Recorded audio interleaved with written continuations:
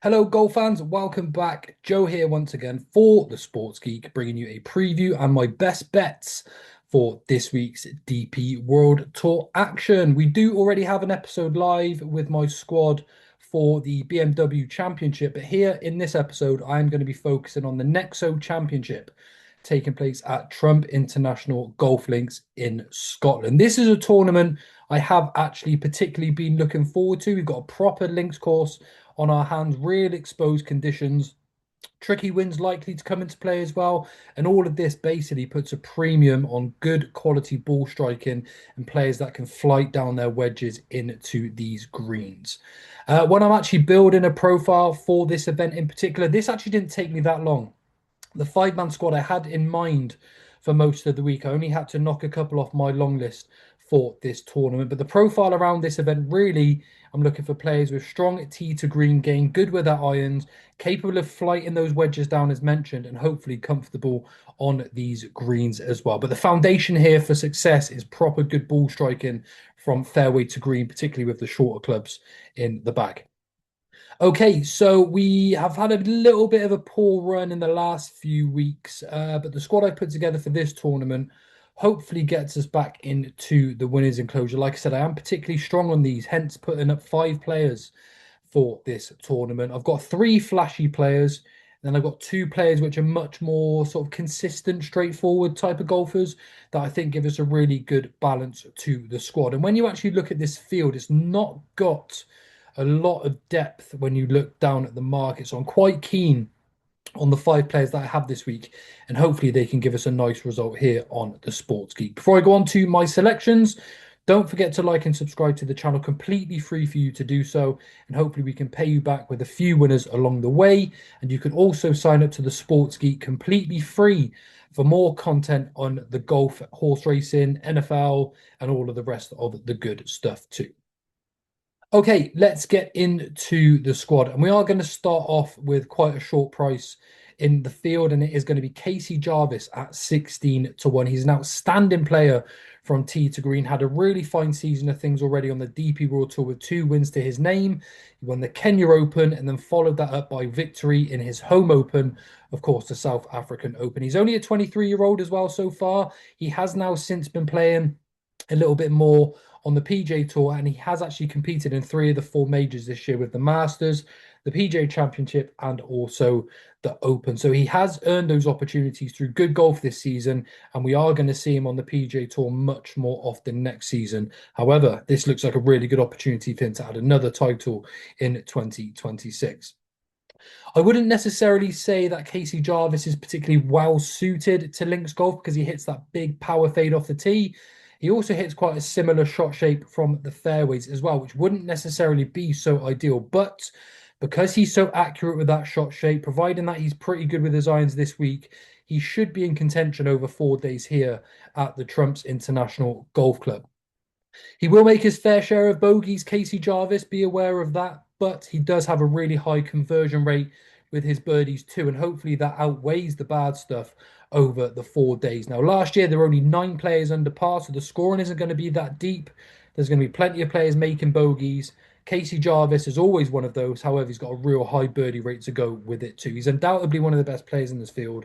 I think his class is going to shine through over the 4 days, and I can't see him being too far away. Selection number two is going to be Jakob Skov Olesen. He's actually one of my favourite players on the DP World Tour. And I did actually resist the urge of backing him in the Danish Championship last week so I could put him up for this week instead. He did actually play well last week, though. He finished tied ninth in the Danish Championship. But I actually think links golf suits his game much better than what meets the eye. Like I said, we've got a weak enough field this week. And I think because of that reason, this could be a really good opportunity for him to break through and make his DP World Tour maiden victory. Even before that tied ninth last week, he hadn't played for a couple of weeks prior.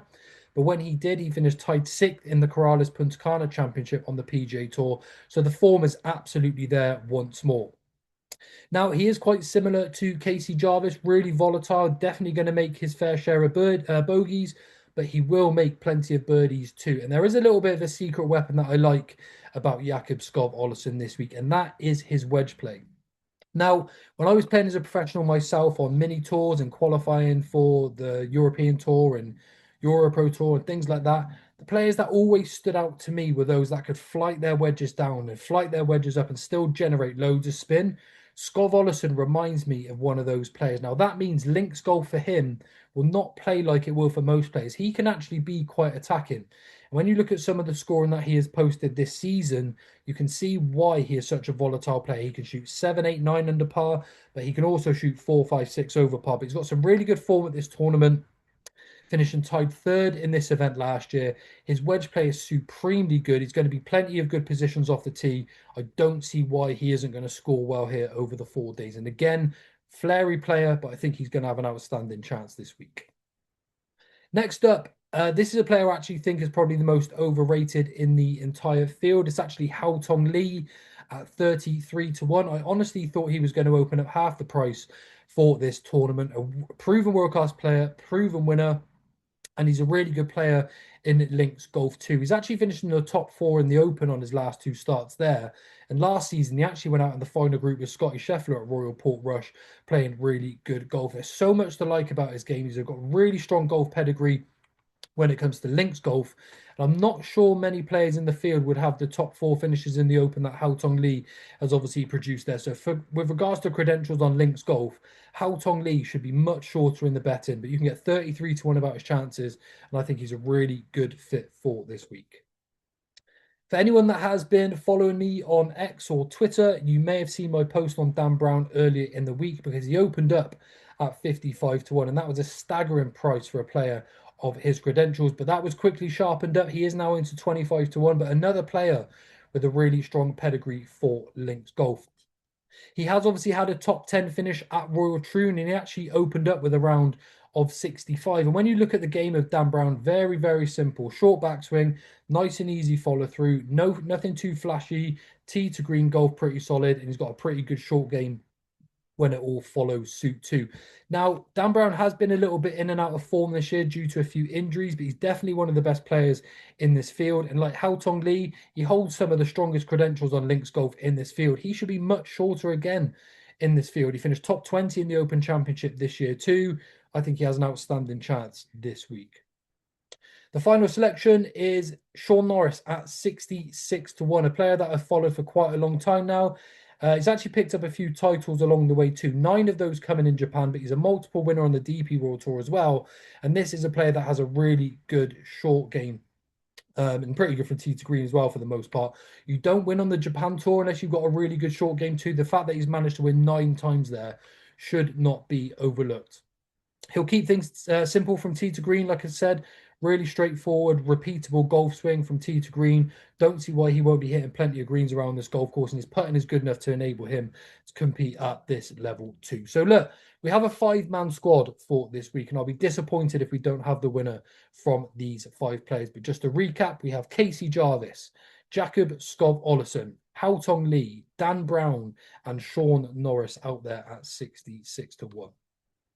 Okay, it's feeling pretty confident this week, maybe overly confident. We won't find that out until Sunday, but hopefully we can get ourselves in the winner's enclosure with this squad. For a more detailed breakdown of what I'm looking for in this tournament, you can sign up to the Sports Geek completely free and check out my article where I'll break down the stats, the course fits, and many other details for you to get stuck into as well. But don't forget to like, subscribe, drop a comment with your selections in the section below, and I will come back to those.